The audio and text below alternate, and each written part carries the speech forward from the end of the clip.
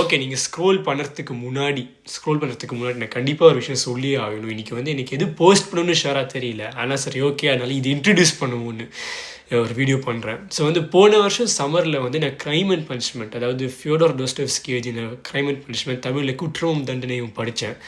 இந்த புக்கு வந்து எப்படின்னா என் வாழ்க்கையை மாற்றின ஒரு புக் ரீடிங் வந்து ரொம்ப நல்ல ஒரு பழக்கம் அது. ஐ திங்க் நீங்கள் புக் ரீடிங்குள்ளே போகிறீங்கன்னா அது ஒரு கஷ்டமான புக்கு தான். ஆனால் நீங்கள் தமிழில் படிக்கலாம், இங்கிலீஷில் படிக்கலாம், உங்களுக்கு எந்த லாங்குவேஜ் பிடிச்சிருக்கோ அதில் படிக்கலாம்.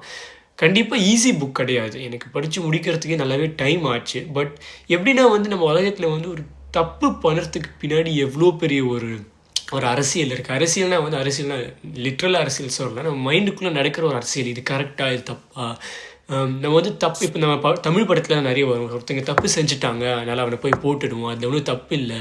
இதில் வந்து நிறைய இந்த விஜிலாண்டி, பேட்மேன், சூப்பர்மேன்லாம் தப்பு செஞ்சவனை சாகடிக்கலாம், அது ஒன்றும் தப்பு இல்லைங்கிற மாதிரி ஒரு நேரட்டிவ் சம்டைம்ஸ் வரும். ஸோ வந்து இது நிஜமாகவே வந்து ஒரு ஓகேயான விஷயமா?